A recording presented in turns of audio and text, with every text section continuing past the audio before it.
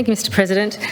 And I would also like to thank the leader for organising the briefings that we've had the opportunity to have, and particularly for the Minister's time today to come and speak with us about the bill in some more detail. Much appreciated, and I look forward to the contributions of all members, because I think this is a really interesting one for us to be contemplating together. So, Mr. President, I welcome the debate on the Climate Change State Action Amendment Bill 2021, currently before us. I wish to open up with the following statement by a climate scientist, and I quote, "It seems to me that our government could encourage things like renewable energy use, energy conservation, and could discourage high rates of usage of fossil fuels. Government could encourage solar energy research and development, including installation of suitable technology, and could encourage more energy efficient housing designs. And this, total preservation seems to be impossible. We've already gone too far." Mr. President, these climate change concern statements could have been made last month, last week, or even today. But in fact, these statements were made by a climatologist and environmental scientist, Dr. Albert Barry Pittock, OAM, who preferred to go by Barry, in an interview published in February 1987. Mr. Barry Pittock was no lightweight or novice in this area. Between 1965 and 1999, Mr. Pittock worked at the Commonwealth Scientific and Industrial Research Organisation, CSIRO, Aspendale Laboratory, which was part of the Marine and Atmospheric Research Division. He became one of Australia's leading scientists in the field of climate science and was awarded the 1999 Australian Government Public Service Medal for his work. In 2007, Dr. Pittock received a share in the Nobel Peace Prize for his role as a principal scientist on the Intergovernmental Panel on Climate Change, IPCC. This was followed in 2019 with an Order of Australia medal. And in 1987, Mr. President, Dr. Barry Pittock was warning us here in Australia, and I quote again, "We've already gone too far." Dr. Pittock was not alone in his views shared or his warnings issued, and nor was he the first. Mr. President, it's beyond the scope of this debate to detail all specific developments of international climate science and intergovernmental policy developments that occurred last century and continues into the current century. However, it's worthwhile to highlight a few key climate milestones as context for today's discussions.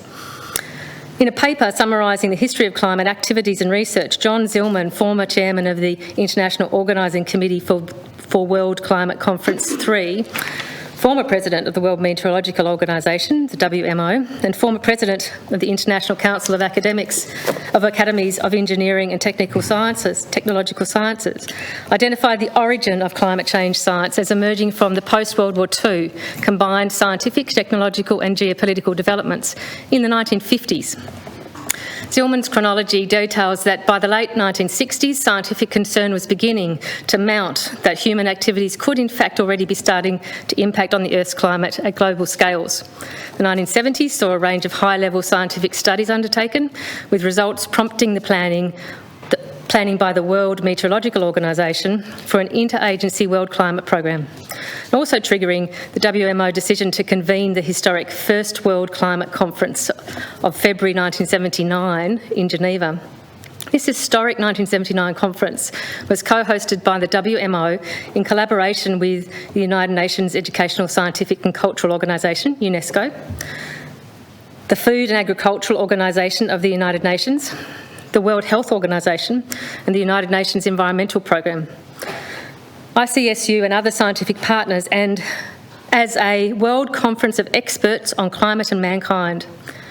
That was involving approximately 350 specialists from 53 countries, 24 international organisations, attended representing a wide range of disciplines.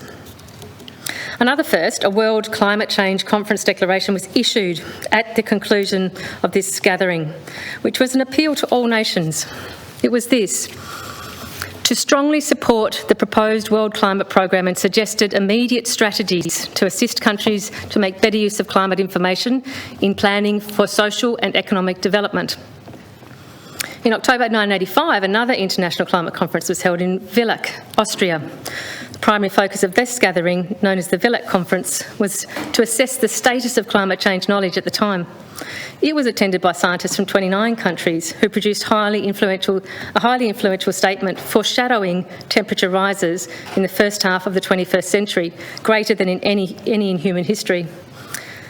This 1985 statement included the following unanimous conclusion: the understanding of the greenhouse question is sufficiently developed that scientists and policymakers should begin an active collaboration to explore the effectiveness of alternative policies and adjustments.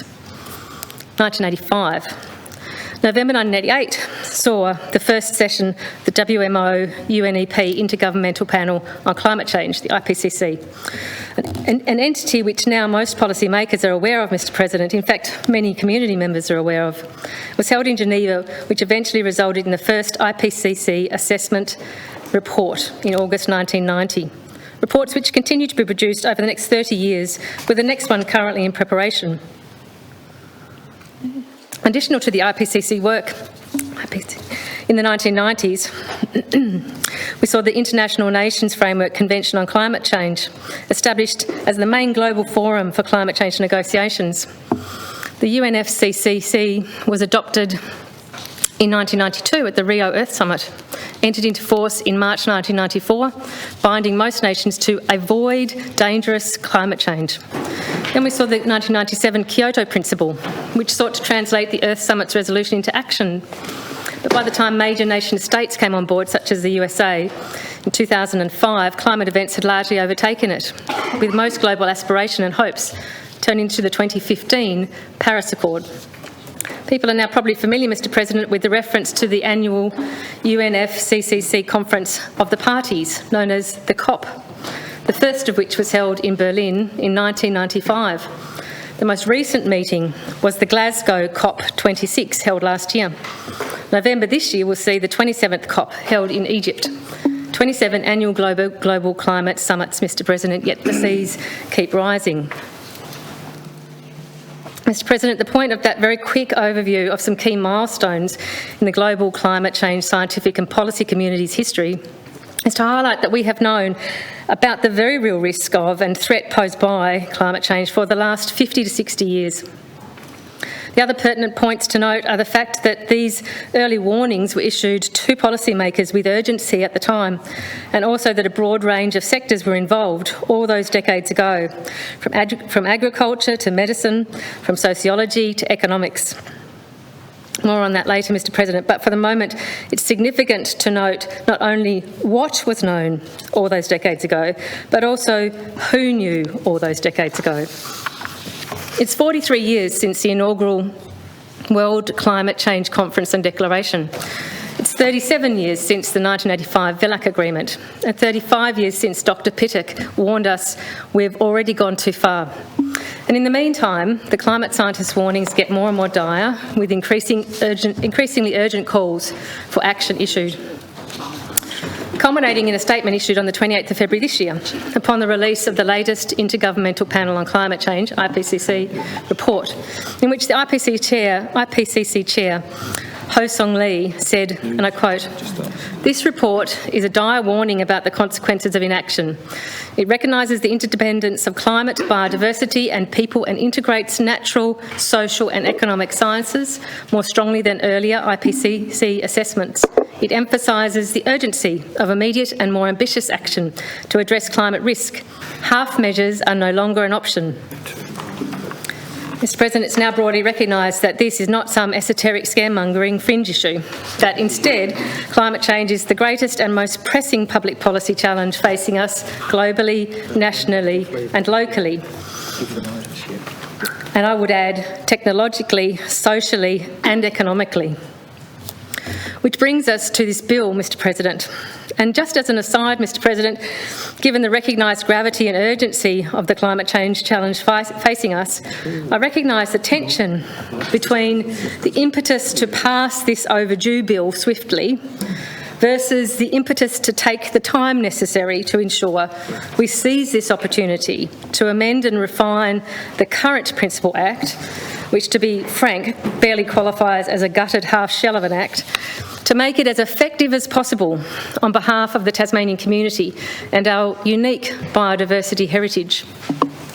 I note that despite the pressure to progress this bill, which was introduced last year, the Minister saw fit to resist rushing the recent debate in the other place and instead paused proceedings so that he had the opportunity to go away and carefully consider second reading contributions and the extensive series of amendments proposed.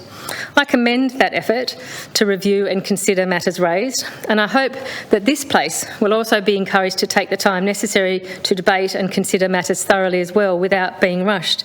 And so far indications are good that that is the case.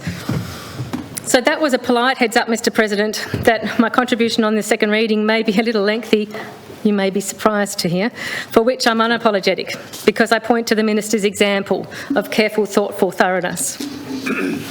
Back on track though, Mr President, the bill provides, I think, us with an opportunity of a tale of two trajectories. Trajectory one, let's imagine that we have got it into our solar-powered TARDIS, because as we know, Mr President, it's larger on the inside than it appears on the outside, so it can fit us all comfortably. Into the TARDIS we go, and we've landed in Tasmania, December 2030. We discover we have gate crashed the Premier's live stream press conference where she is congratulating all Tasmanians for their fantastic effort, all pulling together to be the first Australian jurisdiction to have verified an independent climate audit, to have verified by an independent climate audit that the state has built upon its threshold of maintaining the legislated December 2023 net zero greenhouse gas emissions by also meeting its initially set absolute greenhouse gas emissions reduction target, legislated to occur no later than the end of 2030. We would also be celebrating that the corresponding latest Climate Change Just Transition Authority status report continues to record an increase in new climate-friendly sectors, with new job creation remaining steady and inclusive of new job entrants, as well as those who are older and retrained. Further on this trajectory, when we land in 2030, we'd find support for climate-friendly technologies and innovation continues to expand, creating new export markets, and that importantly, the brunt of addressing the climate crisis has not fallen disproportionately upon women, part-time and low-paid workers, people of colour, the disadvantaged, vulnerable and marginalised.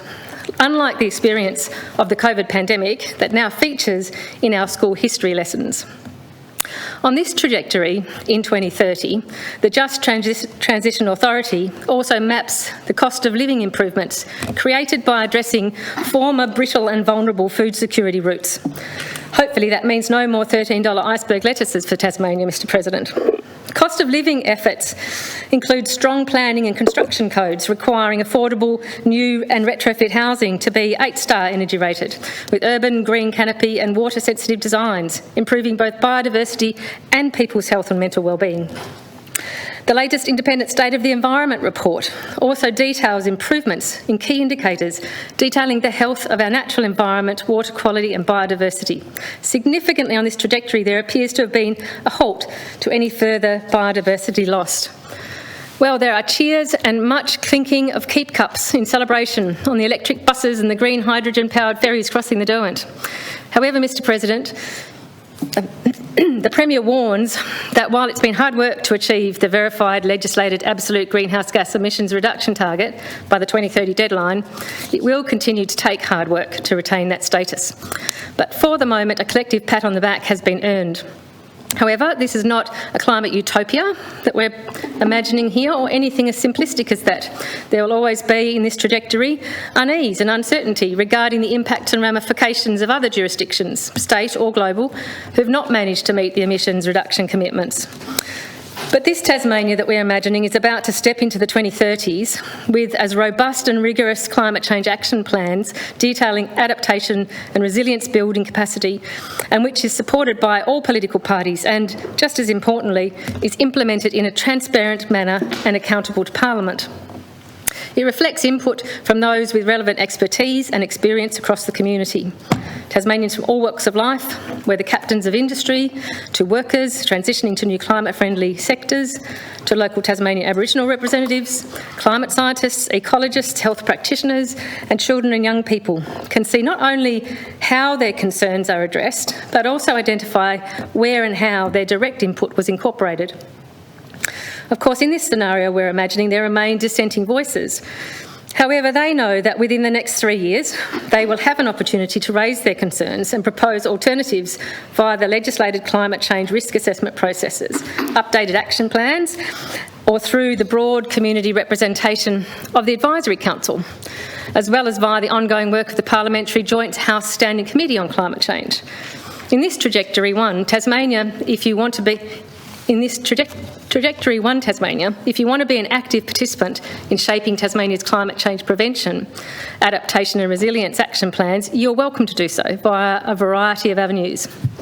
If you're disinclined or unable to participate in the policy formation process, you can feel assured that it is rigorous, with parliamentary accountability and oversight, hardwired into the policy development and delivery frameworks.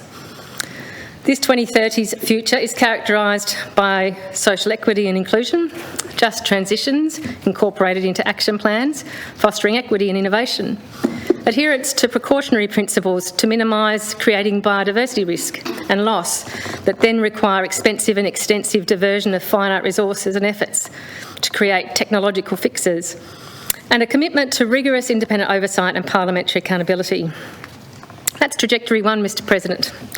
Now let's leave Trajectory 1 and explore and compare Trajectory 2. Mr President, the TARDIS takes us for another spin into a parallel universe where we land on the date of 1st of July 2030, though in a very different Tasmania. There is no congratulatory press conference underway. Instead, we blinked and almost missed the 4 p.m. media release quietly issued by the Government Media Office, which, reading between the lines, appears to be saying that by some calculations it could be said that the 2030 net zero greenhouse gas emissions target may have been met, though some sectors may have begun to increase emitting again and are underperforming. But that is evened out by the international carbon offsets made and the credits bought. This consultant's report is currently being considered. The consultant's report is currently being considered by government and will be tabled in Parliament in due course, in a one-way process, which equates apparently to consultation. It's evident the community of this 2030 Tasmania is riven with conflict and division. Protests are more frequent, louder and angrier, as those who are directly affected feel locked out of decision-making processes. Some sectors appear to have benefited from the climate changes, whereas others are struggling or are shutting down. Health and mental health problems are the main statistic to increase steadily. Infrastructure damaged in the recent catastrophic natural disaster events has not been repaired or replaced. Coastal properties cannot secure insurance. The government is being sued by young people, displaced people and others, arguing a failure of duty of care. Tourists ask what happened to the wildlife, which can only now be readily seen in zoos, due to the combined impacts of disease, habitat loss and other unaddressed ecological pressures. People don't feel part of the Climate Change Action Plan, and they don't have much hope it will make much difference. This future, Mr President, is characterised by top-down exclusive decision-making, an increasingly disenfranchised, alienated and resentful populace, entrenched social inequalities, and an apparently ineffectual Climate Change Action Plan which failed to prevent the impact of adaptation and economic shifts from being inflicted disproportionately upon those least able to absorb it, and also failed to address unsustainable uses of natural resources, growing urbanisation, or losses and damages from extreme events. I realise the TARDIS has a reputation for being unpredictable, Mr President, but looking at Trajectory 1 and Trajectory 2, I know which future Tasmania I want to see and to be part of. In fact, I'm sure most people would choose the same version. So, Mr President, the question facing this Parliament is, on what trajectory does this Climate Change State Action Amendment Bill place us? In all likelihood and honesty, it probably places us somewhere in between the positive Trajectory 1 and the negative Trajectory 2 that I've described. And the bill in its current form, I think we can actually agree, does not deliver what is required to fully reach Trajectory 1, even if it keeps us somewhat bubbling along above Trajectory 2. And to be blunt, Mr President, it will not prevent us from sliding down a less collaborative, robust and resilient pathway down towards Trajectory 2. To be clear, neither the purpose of this amendment bill before us nor the Climate Change State Action Act 2008 will do the decarbonising of our economy nor reduce greenhouse gas emissions by themselves. Instead, they're to provide the framework, establishing particular mechanisms by which Tasmania's greenhouse gas emissions are reduced by a particular time frame. The framework sets out who's responsible for what, how and by when. So the issue facing us here today is whether that framework in this bill is as robust, transparent and effective as it could be, as it needs to be, in fact, in the face of the climate emergency. This legislative framework also details the interface between government, the private sector, the community and the Parliament. The key components of the bill can be loosely grouped into 4 broad categories. 1, contemporary updates of the objects of the Act, definitions and emissions reduction targets. 2, the range of assessments, reports and plans for which the Minister is responsible to deliver and the timeframes by which that's to occur. 3, sector-based emission reduction plans. And 4, who is to be involved and to what degree and when. Mr President, I'm aware that there are a range of proposed amendments which relate to these areas of the bill. However, and I will leave substantive arguments on those to when those amendments are debated, presuming that the bill will go to the committee stages. And instead, I now wish to touch on some specific areas relating to the bill which were raised either through the last round of consultation on it, as well as during briefings that we've received.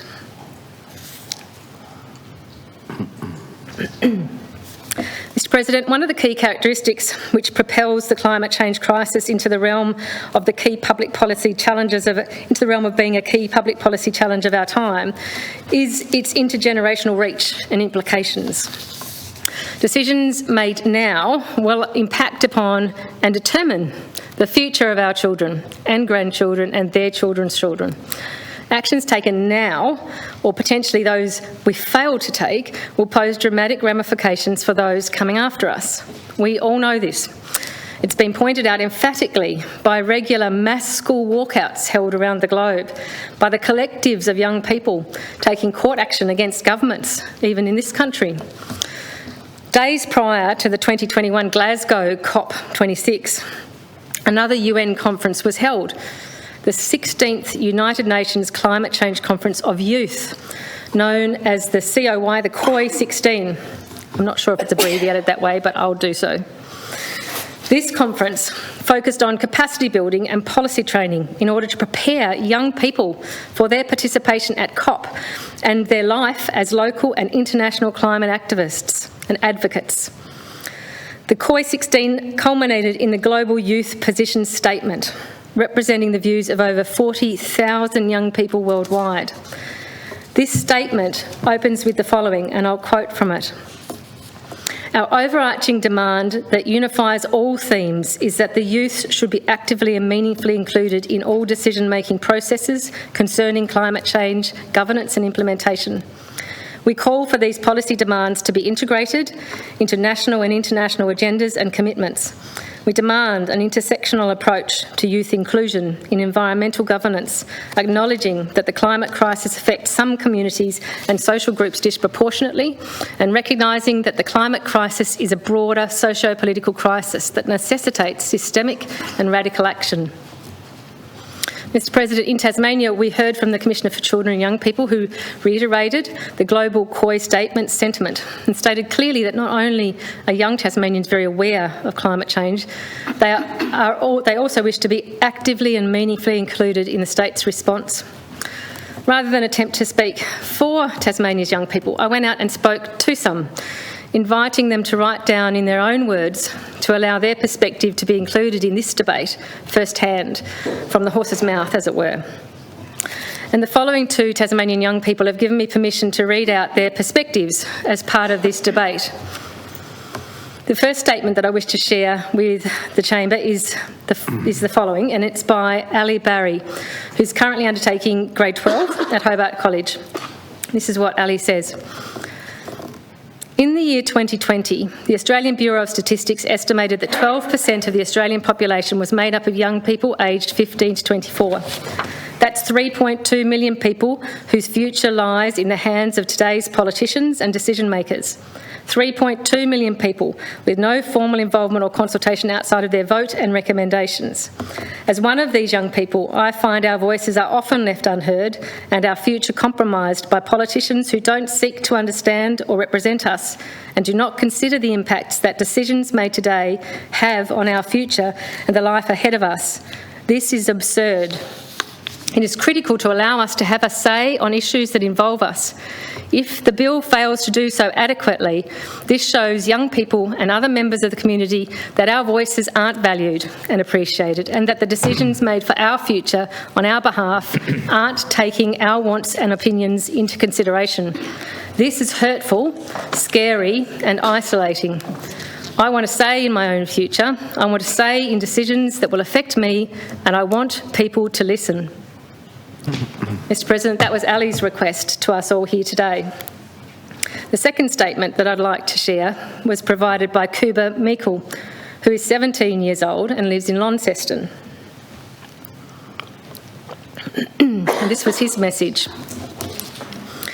We know the importance of community engagement to ensure people can have their say. However, for the youth, such consultation is crucial. Young people are underrepresented in federal and state parliament. We are not in positions of power or authority, and we're dismissed as not having enough experience by many of our elders. If the youth isn't consulted, we're silenced. We can't vote, we can't donate millions to political parties, and our questions are answered with, "Thank you for contacting us. Your views have been considered." Most politicians ignore us. Even still, it would be ridiculous not to consult young people on climate change. Today's youth are the ones who will have to face the reality of global warming, the reality of a changed Earth.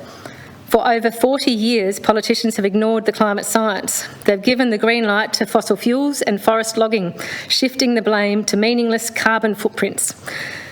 Politicians of the past destroyed the youth's future, and now you can show that today's reps are better than past members. Giving youth the opportunity to have a say on such life-changing issue will acknowledge rather than entrench those past mistakes. Sure, some will say that there's no point in consultation if people's opinions are ultimately ignored, but no matter if our thoughts are implemented or not, reaching out to the youth shows that to some degree politicians now care. Not requiring community consultation in such an instrumental piece of legislation reinforces people's beliefs, young and old, that politicians only serve themselves. It says that decision makers don't care what will happen next, because by then they'll be in 20 non-executive board positions, living the high life while the rest of the world burns. We just have one simple request. Please listen to us. Then one day, when we're the ones writing the history books, we can write that you stood up, that you cared, and that you were true leaders. It's forthright stuff, Mr. President. In their own words, these young people have made their position quite clear. They do not purport to be representative of anyone other than themselves, and I'm not seeking to suggest that they're representative of all other young Tasmanians. However, it's quite clear that should there be a formal appropriate mechanism provided by which they can have input and genuinely participate in developing Tasmania's climate change efforts prescribed by this bill, they in all likelihood will leap at that opportunity. I do acknowledge, Mr. President, that the current bill before us was amended in the other place to make specific reference to children and young people and future generations in the new Objects of the Act clause, as well as in the development of the action plan, the statewide risk assessment, and also in the review of the Act provisions, all of which are very welcome. However, where these inclusions relate to consultation, they're fairly general rather than prescriptive, and there may be potential to explore options for a more direct involvement. For example, an involvement with or representative upon an advisory council should such an entity be established. Another area of inexplicable silence in this bill is the absence of any specific inclusion of the Tasmanian Aboriginal community as a specifically recognised stakeholder to be included in the range of consultation processes provided in the bill.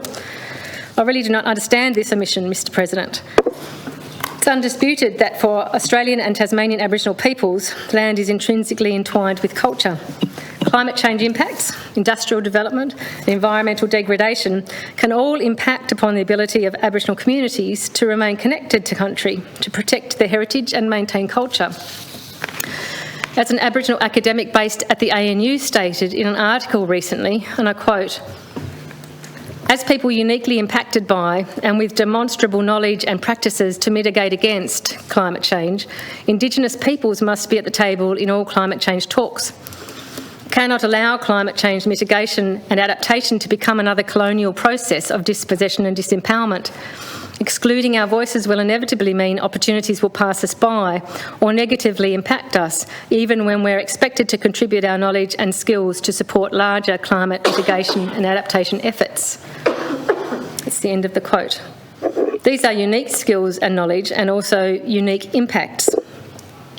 And only last week at a United Nations committee, sorry, Mr President, and only last week a United Nations committee found the Australian government had violated the rights of Torres Strait Islanders by failing to take adequate action to cut emissions.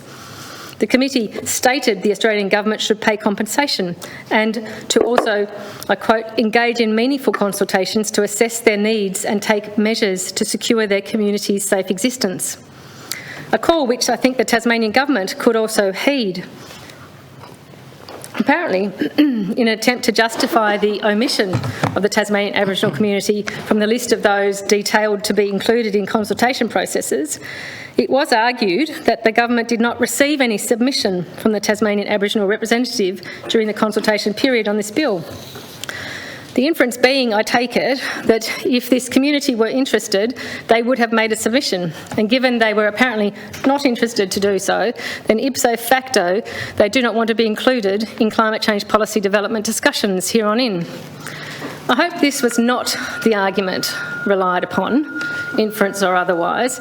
It would be laughable for this to be considered a serious argument, except that in fact I find it quite insulting, and I believe others would also.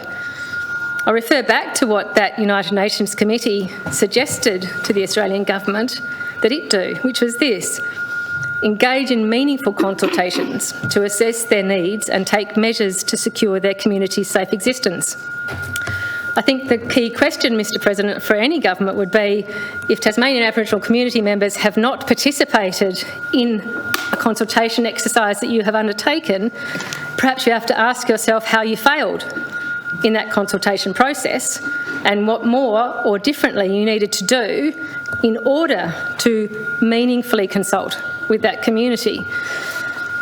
So my question for the government is, and I'm hoping that the leader for the government can clarify for me, whether the government has sought meaningfully feedback from any Tasmanian Aboriginal representatives since the bill was consulted on originally, or since the bill was tabled in the other place, regarding the lack of submissions that were received during the public consultation. And also, whether the government has sought any feedback from the Tasmanian Aboriginal representatives and community on whether and how future consultation regarding the state's climate change approach could occur. Have they been asked whether they should or should not be included as specific stakeholders in this bill? Have they been asked how they might tie into the mechanisms presented in the bill?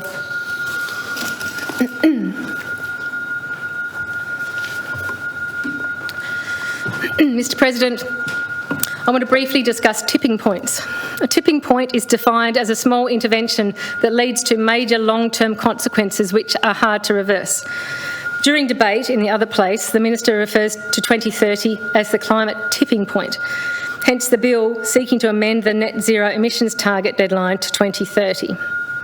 On the surface, that appears consistent with the latest IPCC report, which warned global emissions must peak before 2025 and be reduced by 43% by 2030. In this context, the climate tipping point is a recognised negative tipping point. This is particularly relevant in relation to this bill, in that it seeks to define the state's emissions reduction target as net zero greenhouse gas emissions, or lower, from 30 June 2030. Without wanting to get bogged down now discussing in detail the difference between net and actual emissions, this proposed target, I feel, borders on the ridiculous. Tasmanian governments have been patting themselves on the back for the last half dozen years or so that our greenhouse gas reporting indicates Tasmania has already achieved net zero status. I recognise there's still contention regarding what greenhouse gas reporting methodology, that greenhouse gas reporting methodology, but the point remains, why on earth are we legislating that in 7 years or so time we are to achieve something we already did apparently 6 years ago? Surely we'd have red tape busters from the Office of the Coordinator General swooping down on a provision like that before the ink was even dry. Submissions to the exposure draft bill argue that instead we should be legislating something meaningful, which will then also serve as a tangible baseline from which serious ongoing climate adaptation and mitigation efforts can build, so that we are as well positioned as possible by the time we reach the 2030 tipping point. Such submissions made by those with relevant expertise, such as the Climate Tasmania group that I know has been engaging with many of us, they've nominated the net zero target to be 31st of December 2023. While that may appear awfully soon, remember that according to the latest greenhouse gas reports, we are already there. If the backslapping is to be believed, then actually there shouldn't be an issue with nominating the 31st of December this year. Legislating for an earlier target is also consistent with the IPCC statement, to which I referred earlier, that emissions must peak before 2025 and then be well on the decrease leading into 2030. Nor can we leave the tipping point of 2030 as if it is an end in itself, Mr President. This bill is disturbingly silent on what happens after the tipping point has been passed. Presumably, the rolling sequence of stipulated plans, etc., will be reporting progress, but without meaningful or legislated targets. Therefore, addressing the nonsensical net zero target of 2030 by instead stipulating that threshold is to be achieved by the end of December next year, then provides an opportunity to legislate actual emissions reduction targets to be achieved by 2030. At this stage, I'm inclined to agree that solely legislating for a 2023 net zero target without also legislating an absolute target down the track would render the 2023 target as meaningless, without there also being explicit and structural mechanisms signalling it is to be maintained and to serve as a basis to drive down actual emissions as we transition through to the decarbonised economy we know we need to arrive at. I expect this point will be discussed further in detail in the committee stage, so I'll leave it there as the key point I wanted to make is that the 2030 tipping point is very real within and at the global scale, and therefore locally we've got a responsibility to make our preparation for it as meaningful and robust as possible. The role of tipping points is something I'll come back to in discussing amendments later during this debate. Mr President, we've heard a lot about the need for a just transition, particularly in the context of impacts upon local economies, industries and employment insecurity, and will continue to do so, I expect. It will certainly be a feature of this particular debate, no doubt, especially once we begin to consider amendments. I won't comment in detail on any specific amendments to do with providing a just transition mechanism. However, I do want to spend some time discussing the concept's principles and why those just transition principles should be embedded in this bill before us. It is indisputable the transition to net zero emissions will require a considerable transformation of particular sectors and industries. It's equally indisputable that this prospect can create significant anxiety, confusion and uncertainty about those communities' futures. The involvement and consideration of those affected by the state's adaptation and resilience plans is pivotal in achieving a just transition, leading up to and continuing beyond the identified 2030 tipping point. There are already international examples of effective transition authorities established in countries such as Canada, Germany and Spain. Nationally here, there are moves to legislate a federal independent statutory National Energy Transition Authority that would plan and coordinate new opportunities for affected workers and provide advice to government. The proposed National Transition Authority has the support of the Business Council of Australia, the Australian Council of Trade Unions, as well as local councils, superannuation funds and environmental groups. There is also an established regional transition authority in Victoria's Latrobe Valley, for example, and currently an alliance of unions of unions, local and environmental groups are campaigning for one to be established in the Hunter Valley as its coal-based industries begin to shut down. Given the established clear need, Mr President, for transition entities as experienced interstate, plus moves to establish one as part of the federal government climate response, clearly there's going to be similar need for a similar focus and support to be provided to adjusting Tasmanian communities and workers.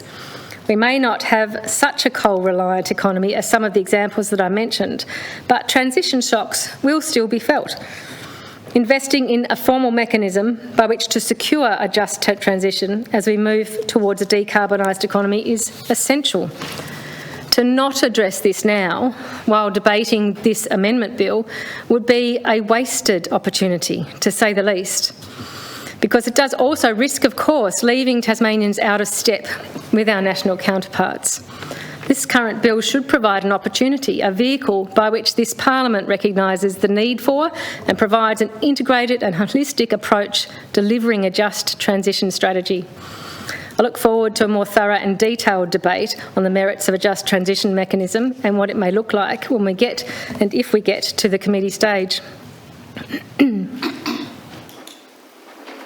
Mr President, it will come as a surprise to very few here that the protection of human rights is a core passion of mine. It was and remains pivotal to my seeking election to this place to work to progress and build a strong human rights ethos through all our systems of governance.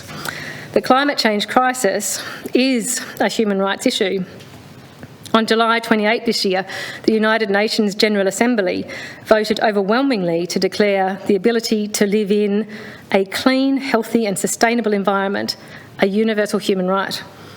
It also called on governments, the private sector and other organisations to increase efforts to deliver that human right. I don't have the time now to detail in all the ways in which climate change is a human rights issue, but it's pertinent to this debate and this bill to examine some implications of the July UN resolution. While this UN resolution is not legally binding on its member states, such as Australia, in some jurisdictions it could have serious ramifications for the growing field of climate-related litigation. Again, something from which Tasmania is not immune. However, even without specific human rights laws, a human rights-based approach to climate change can drive the prioritisation of environmental protection and climate action by highlighting the ways in which climate harms impacts our human rights and by ensuring any climate responses are driven by those most affected by climate change. Studies have identified that successful human rights-based climate response models tend to share common elements, including these: the participation of rights holders in decision-making processes, clear links to human rights, accountability for duty bearers with respect to human rights, respect for principles of equality and non-discrimination of rights holders, the empowerment of rights holders to understand and enjoy their human rights and participate in decision-making and the formulation of laws, policies and practices that impact upon them. And finally, the transparency for all stakeholders involved. Legal researcher at the Monash University Centre for Human Rights Law, Scott Walker, states, and I quote, "A human rights-based approach to climate policy has the potential to focus our nation's climate change responses on those most directly impacted by climate change, including First Nations peoples, persons experiencing homelessness, and those living in rural and remote communities. It would empower them to participate in decision-making and the formulation of laws, policies and practices to address climate change." Mr President, I'm sure it's clear where I'm going with this. Not only is climate change a human rights issue, but by taking a human rights-based approach when developing and implementing our climate response, we can ensure we're on a trajectory towards a more effective, inclusive, accountable and just transition. An inclusive human rights-based approach is consistent with and furthers the proposed new objects of the Act as set out in this bill. As Scott Walker states in his article, While progress will not be linear and will require sustained campaigning and community action, a human rights-based approach has the potential to provide us tools to respond to the turbulent climate we face. A human rights response to climate change has the potential to marshal action to avoid falling over the precipice into climate disaster. The human rights-based approach clearly has a bearing upon the themes discussed earlier in my contribution of the need to specifically include sectors such as Tasmanian young people and Tasmanian Aboriginal communities into our climate response framework, as well as the identified need for a formal just transition mechanism. A human rights-based approach is also central to the need for broader representation of involvement and greater accountability, transparency and parliamentary oversight. Mr. President, this bill basically provides for the Minister of the Day, along with select business and industry representatives from specified sectors, to do the doing, or at least develop the plans by which the rest of us will need to abide. Other than the occasional consultation opportunity or receipt of tabled reports and draft plans, those empowered to act in any meaningful way within the Climate Change State Action Act is remarkably limited, especially given the urgent imperative on this most pressing policy issue of our time. There are amendments circulating to provide greater inclusion and improved ongoing parliamentary oversight and accountability mechanisms. So again, I'll leave until later making my substantive argument in relation to those particular proposals. In the interim, though, I do want to address some of the flimsy arguments that I've heard put forward to justify rejecting calls for the inclusion of, say, an expert body, advisory body, and the establishment of a Joint House Standing Committee on Climate Change. Hopefully that will mean, perhaps overly optimistically, that will mean we don't have to waste too much time in the committee stages discussing these, because I certainly consider them to be mostly quite blatant red herrings. One of which is the, I think, spurious argument that scientists have made the case, so we don't need them in the room anymore. We are now convinced of the climate emergency, so now we just need to talk with those who can fix it, i.e., apparently, those in the sectors which can drive the reduction of greenhouse gas emissions. Well, Mr. President, at the risk of generalisations, the main reason those sectors are in a position to drive emissions down is because they are, in the main, responsible for producing those emissions and have usually benefited, financially or otherwise, while doing so. This is commonly referred to, Mr. President, as we know, as a vested interest. By all means, they should be involved, but other voices and other areas of expertise should also be involved and included. And I wish to briefly circle back to the potted chronology I opened up with. That in itself paints a stark picture detailing that climate science is not static. Its understanding of climate impacts and ramifications, the diverse range of particular expertise has developed exponentially since the 1950s, and it will continue to do so. Yet some things do remain consistent over the decades, such as the historic First World Climate Conference of 1979, which had 350 specialists spanning diverse disciplines, which included agriculture, water resources, fisheries, energy, environment, ecology, biology, medicine, sociology and economics. And while nobody here is arguing for 350 representatives to be involved in developing sector-based emissions reduction plans, the diversity of experience and lived experience does need to be formally provided for in an appropriate mechanism. The impact of these industries and sectors does not occur in isolation, Mr. President, and nor should any purported solution be developed in isolation. This crisis requires a new way for government to do business. And clearly the other paramount consideration is making the delivery of action plans, risk assessment reports and sector emission reduction and resilience plans meaningful and accountable. The tabling of reports periodically in Parliament is a useful first step, but it is limited in providing for interrogation or relevant evidence-based input. I do also note here the phenomena that we have heard described in briefings as the policy churn. This refers to the fact that, say, here in Tasmania, we've seen a lot of plans and a lot of progress in reducing, we've seen a lot of plans, but not a lot of progress in reducing non-forestry emissions. From 2007 until now, there have been 7 ministers responsible for climate change. 2 of them held the role twice, from parties of every stripe, Labor, Green and Liberal. And across the same period, there have been 6 climate-related emissions reduction plans put forward by those ministers. And yet, from 2007 to 2019, for example, non-forestry emissions have barely reduced in Tasmania. Policy churn.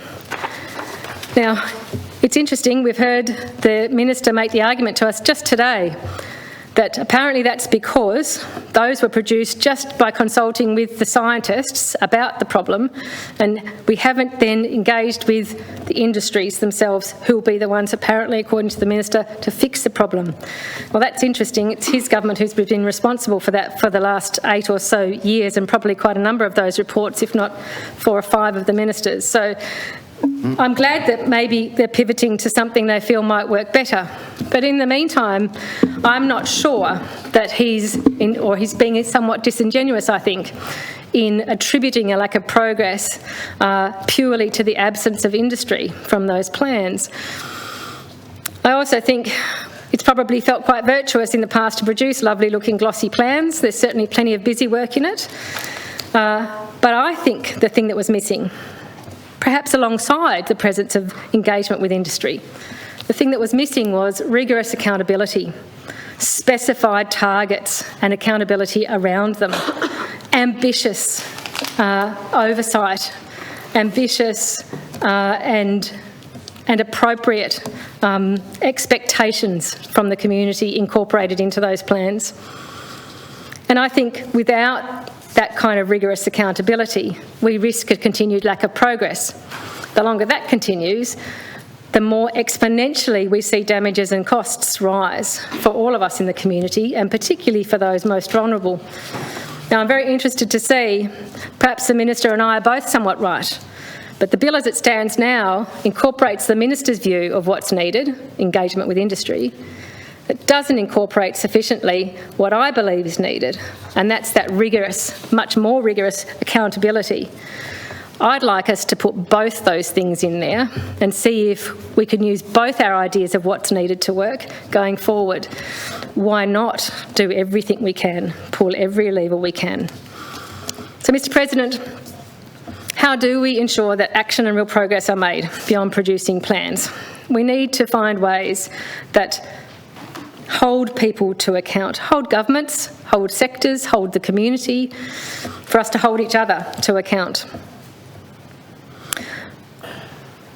And we know that in the course of considering this bill, there are a range of potential oversight and accountability issues that have been identified that aren't currently provided for in the bill, which could be addressed and will be addressed in discussion of some amendments. Brings me to the second spurious argument that I've heard, actually, that I'd like to mention, that I believe needs to be rebuffed. And it relates to that one of the proposed oversight mechanisms, which was the Joint House Standing Committee on Climate Change. And I'll just mention briefly, although we'll discuss it in much more detail later. Apparently it's been argued that this Parliament does not have a culture or precedent of establishing such special parliamentary standing committees on such areas as health or others where there's a shared interest across the chamber or Parliament. Well, I beg to differ, Mr. President, and so does the public record on this. At the same time, this bill was being debated in the lower house. In fact, both chambers had just formally agreed to the establishment of a joint committee on gender equality. And further, if we look back since the enactment of the Integrity Commission Act in 2009, this Parliament has had in place a joint standing committee on integrity, a particular issue, established under Division 2 of that Act. And I'm hopeful that we will, of course, get a chance to discuss proposed amendments in these areas, and we can, I hope, forego silly excuses or unsubstantiated arguments and focus on the real benefits and rationale for a joint standing committee that relates to this area. There are also consistent with the human rights-based, things like the Joint Standing Committee and other accountability mechanisms are consistent with a human rights-based approach by encouraging all Tasmanians to contribute to our climate response. And it goes some way towards providing the mechanisms to reckon with the exploitation of our environment and hold accountable governments which fail to act adequately on climate change. That was a quote again from Scott Walker. In other cases, I've missed a page here. I also note, Mr. President, there are a range of other amendments being circulated, and I will discuss them in greater detail at the time of their debate. But I'm going to flag here some of the areas I'm interested in to explore in greater detail during the committee stages. Obviously, the refining of meaningful net zero emissions targets and actual emissions reduction targets is a key area. There's also discussion to be had regarding the inclusion of numerical estimates of emissions reduction in the climate change action plans, as well as the sectoral emission reduction and resilience plans. Timeframes by which particular plans and risk assessments are to occur is an area for discussion, and the range of stakeholders able to participate at various stages of the framework provided for in this bill are also areas I intend to explore more thoroughly during committee stages. In the meantime, I do have another question relating to this bill that I'd like to take the opportunity to ask the Leader. There are numerous references to timeframes in this bill being triggered by it receiving royal assent. For example, new clause 5C, subsections 3 and 4 on page 14, which detail that within 12 months of the Act receiving royal assent, the transport sector-based emissions reduction and resilience plans is to be prepared.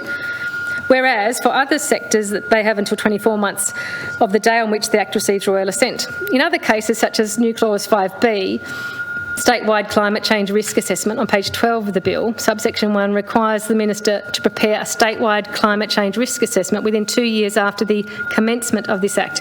And it's just a practical question, but my question is this.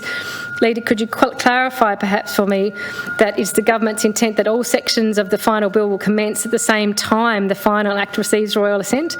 Is there a particular reason why some specified timeframes are triggered by commencement rather than royal assent? It's probably just my lack of experience to not understand what that is.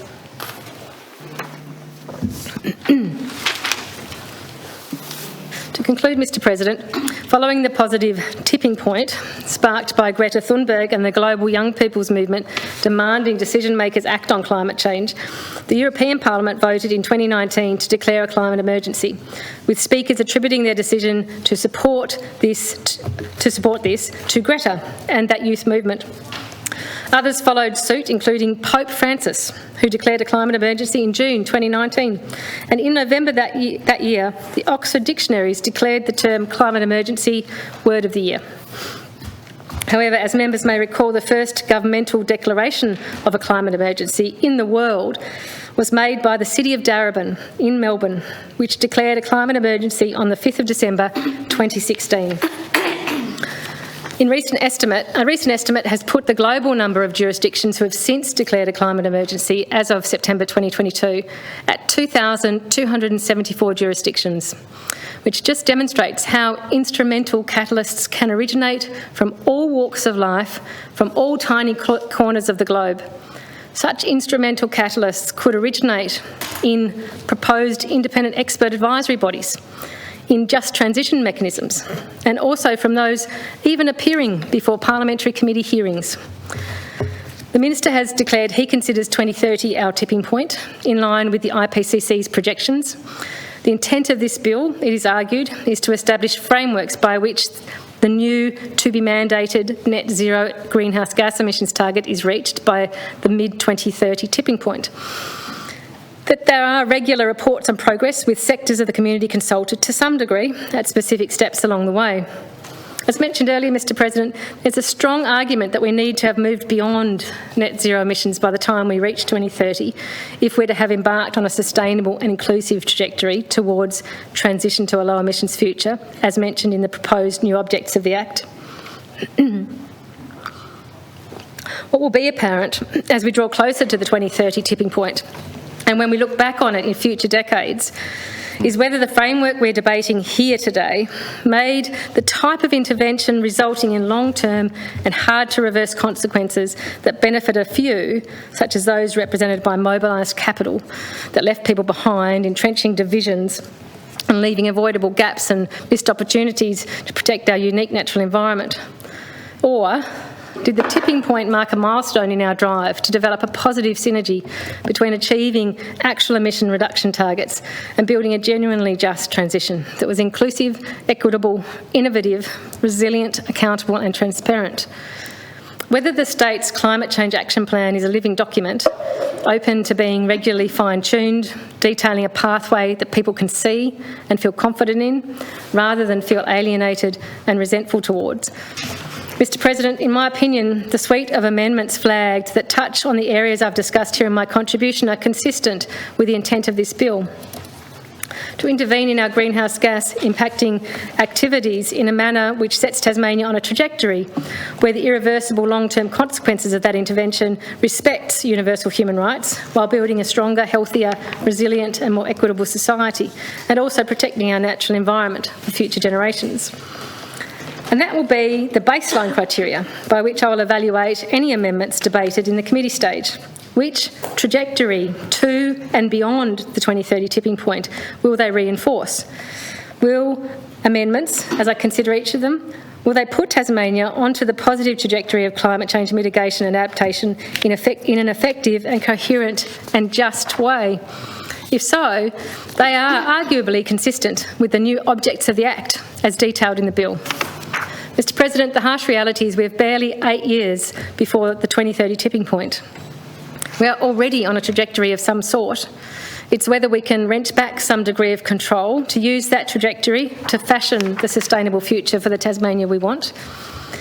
Well, may we look back at the chronology with which I opened and rue our collective failure to heed the warnings and calls to action from 1979 through the 80s, the 90s, to earlier this year with the release of the IPCC's warning bell to humanity, as described by the UN Secretary-General.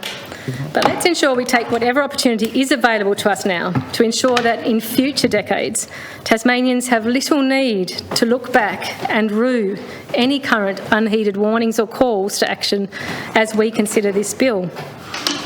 And I wish to close, Madam Deputy President. No, thank you. Acting Deputy. Correct. I wish to close by again quoting from the IPCC statement released with the working group's recent report in February this year. And it said this: "Our assessment clearly shows that tackling all these different challenges involves everyone, governments, the private sector, civil society, working together to prioritise risk reduction as well as equity and justice in decision-making and investment. In this way, different interests, values and worldviews can be reconciled by bringing together scientific and technological know-how as well as Indigenous and local knowledge. Solutions will be more effective. Failure to achieve climate resilient and sustainable development will result in a suboptimal future for people and nature."